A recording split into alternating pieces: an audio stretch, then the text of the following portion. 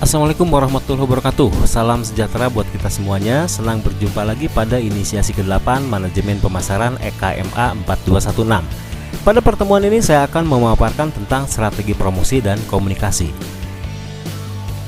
Komunikasi pemasaran atau disebut juga dengan promosi adalah proses mengkomunikasikan informasi yang bermanfaat tentang suatu perusahaan atau produk yang mempengaruhi pembeli potensial. Sedangkan tujuan promosi yaitu untuk membantu tercapainya tujuan pemasaran dan tujuan perusahaan secara lebih luas. Perusahaan dapat mendasarkan program-program promosinya pada satu atau lebih tujuan berikut. Apakah memberikan informasi, meningkatkan penjualan, menstabilkan penjualan, memposisikan produk, atau membantu citra produk. Dalam kerangka perusahaan, keberhasilan penjualan ditentukan oleh dua hal, yaitu bagaimana memahami karakter konsumen dan bagaimana menyampaikan upaya pemasaran dengan komunikasi yang efektif.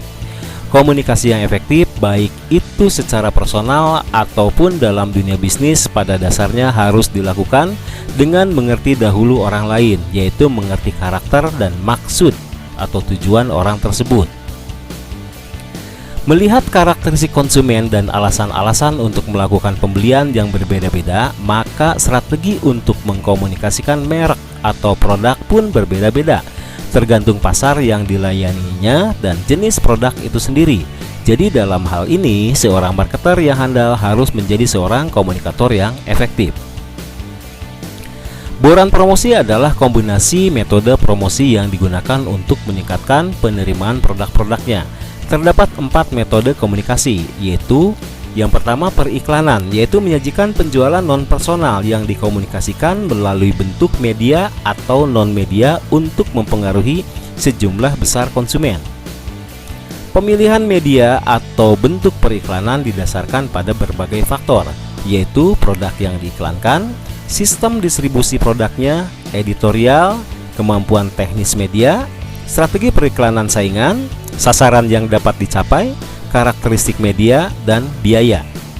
Keunggulan iklan adalah mampu menjangkau massa, misalnya melalui televisi, dan juga target yang sempit. Namun demikian, kelemahannya adalah biaya keseluruhan penggunaan iklan adalah mahal, meskipun biaya per kontak relatif murah. Dalam mengembangkan suatu program periklanan, pemasar perlu memperhatikan motif pembeli dan pasar sasaran. Keputusan periklanan meliputi apa tujuan iklan, berapa banyak uang yang dikeluarkan, pesan apa yang seharusnya dikirim, media apa yang seharusnya digunakan, dan bagaimana hasilnya dievaluasi. Perencanaan dan pengendalian iklan yang baik dapat dilihat dari pengukuran efektivitas iklan. Pengiklan mencoba mengukur efek komunikasi via iklan, yaitu efek potensialnya terhadap kesadaran, pengetahuan, dan preferensi konsumen serta pada penjualan. Kemudian ada penjualan personal atau pribadi, yaitu presentasi penjualan secara personal yang digunakan untuk mempengaruhi satu konsumen atau lebih. Penjualan personal membutuhkan keahlian dari tenaga penjualan untuk mempengaruhi tingkat permintaan konsumen akan suatu produk. Penjualan pribadi merupakan suatu situasi pembelian di mana dua pihak atau pembeli dan penjual berkomunikasi untuk mempengaruhi satu sama lain untuk mencapai tujuan tertentu. Pembeli berkeinginan meminimalkan biaya dan memastikan kualitas produk, sedang penjual berkeinginan memaksimalkan pendapatan dan keuntungan.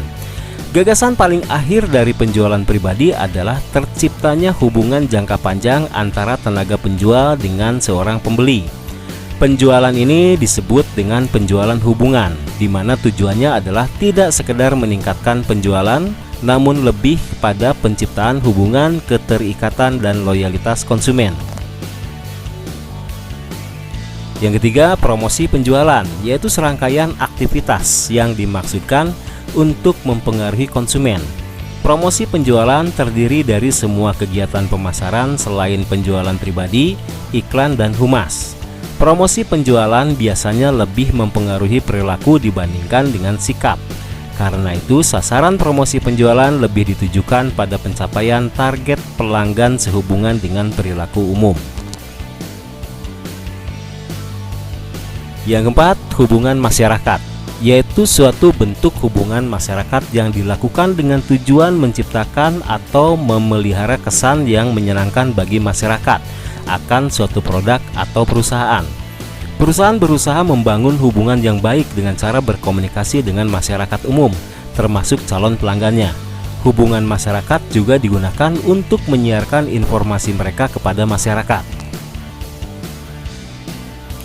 Pemasar dapat mengukur keberhasilan promosinya melalui evaluasi terhadap pasar sasaran. Seberapa besar mereka mengenal atau mengingat pesan, berapa kali mereka melihat pesan, poin apa yang mereka ingat, dan bagaimana sikap mereka terhadap produk pada saat sebelum dan sesudah merasakan pesan.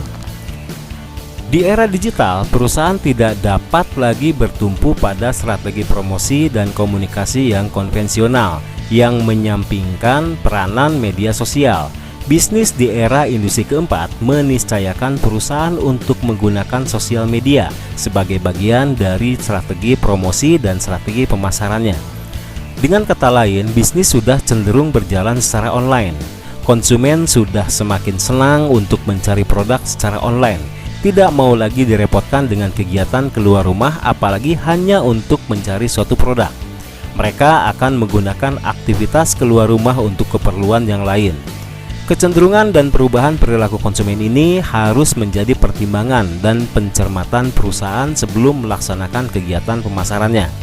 Produsen tidak lagi membohongi konsumen dengan memberikan janji yang tidak dapat dipenuhi. Era keterbukaan informasi akan mempermudah konsumen mengetahui track record dari suatu produk dan produsen yang memproduksinya.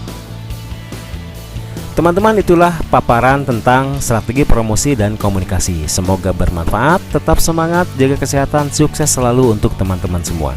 Wassalamualaikum warahmatullahi wabarakatuh. Terima kasih.